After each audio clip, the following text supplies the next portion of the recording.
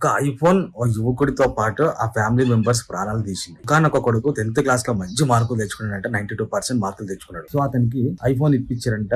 ప్రతి నెల ఈఎంఐ కట్టాలని చెప్పి పేరెంట్స్ ని ఫోర్స్ చేస్తుండడు. సో ఆ తండ్రి డ్రైవర్ చాలీ జీతంతో ఆ కుటుంబాన్ని గడుపుకొస్తా ఉన్నాడు. కనీసం తల్లిదండ్రుల ఆవేదనని అర్థం చేసుకోకుండా వాళ్ళకి ఈఎంఐ కట్టవా అని చెప్పి బ్లాక్ మెయిల్ చేసి ఒక కొండపైకి వెళ్ళి చచ్చిపోతా అని చెప్పి బెదిరించినాడు. సో గంట సేపు ఆ తల్లిదండ్రులు బతిమలాడినాడు. కనీసం కనికరించలేదు. సో ఏమనిపించిందో ఏమో ఆ యువకుడికి, ఆ అబ్బాయికి. సో చివరికి కాపాడే ప్రయత్నంలో తండ్రి అతను పట్టుకొని లాగే క్రమంలో కొడుకుతో పాటు తండ్రి కొండపై నుంచి కింద పడిపోయాడు. సో ఆ ఇద్దరు పడిపోయిన షాక్ల నుంచి తల్లి కూడా కిందికి దూకేసింది. సో ఒక్క ఐఫోన్ ముగ్గురి ప్రాణాలు తీసింది. ఒక కుటుంబాన్ని మొత్తం సర్వనాశనం చేసింది. ఈ సోషల్ మీడియా వచ్చిన తర్వాత ఈ ఐఫోన్ తోటే వీడియోస్ చేశారనమాట. ఫోన్ క్వాలిటీ బాగుంటది, కెమెరా క్వాలిటీ బాగుంటది కాబట్టి సో ఐఫోన్ అనేది క్రేజ్ అనమాట. బయట ఫ్రెండ్ సర్కిల్ లో కూడా అరే మా ఫ్రెండ్ కి ఐఫోన్ ఉంది, మా ఫ్రెండ్స్ కి ఐఫోన్ ఉంది, నాకు ఐఫోన్ అని చిన్న చూపు చూడడం వల్ల ఒక ఐఫోన్ అంటే ఒక బ్రాండ్ వాల్యూ లాగా చూస్తూ ఉంటారు జనం. మరి సోషల్ మీడియా వచ్చింది కాబట్టి సోషల్ మీడియా రీల్స్ చేసుకోవడం, ఇట్లాంటి కొంచెం ఫొటోస్ తీసుకోవడం కొంచెం ఐఫోన్ లో క్వాలిటీ బాగుంటాయి. సో ఒక ఐఫోన్ సో ఎంతమంది యువకుల జీవితాలను నాశనం చేస్తుందంటే సో ఐఫోన్ కోసం ఇంట్లో లక్షల అప్పులు చేసి కూడా తల్లిదండ్రులను బెదిరించి ఫోన్లు కొంటా ఉన్నారు, రూపాయి సంపాదన లేకుండా.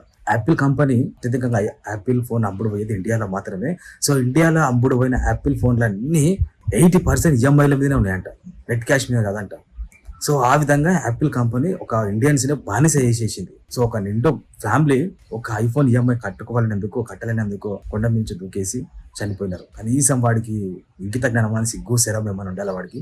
సో చచ్చిపోయినా బాధ లేదు, వాడు చచ్చుంటే బాగుండేమో అని పేరెంట్స్ అయినా బతుకుంటే బాగుండు. సో ఎంత నరకయాతన తెలుసా ఇది. ఒక ఐఫోన్ వల్ల ఒక జీవితం, ఒక కుటుంబం, ఫ్యామిలీ మొత్తం ఎన్నో కలలు కన్నారు. 92% 10th క్లాస్ అబ్బాయికి రిజల్ట్స్ వచ్చినాయి. ఆ కొడుకు ప్రయోజకుడై పేరెంట్స్ ని మంచిగా చూసుకుంటాడు అని చెప్పే క్రమంలో ఒక ఐఫోన్ తల్లి తండ్రి కొడుకు ముగ్గురు ప్రాణాలు తీసుకుంది. సో మీ పేరెంట్స్ని ఇబ్బంది పెట్టకండి. ఫోన్లు కావాలని చెప్పి, ఐఫోన్ కావాలని చెప్పి. ఐఫోన్ క్వాలిటీ వచ్చేసి 1,50,000, 1,50,000 తక్కువ ఉండవు. సో ఈ విధంగా పేరెంట్స్ని ఇబ్బంది పెట్టకండి. సో అసలు నిన్న నుంచి సోషల్ మీడియా మొత్తం వైరల్ అవుతా ఉంది. సో ఈ అబ్బాయి చేసిన పనికి మీరు ఏమనుకున్నారు కింద కామెంట్ చేయండి, లైక్ చేయండి, షేర్ చేయండి.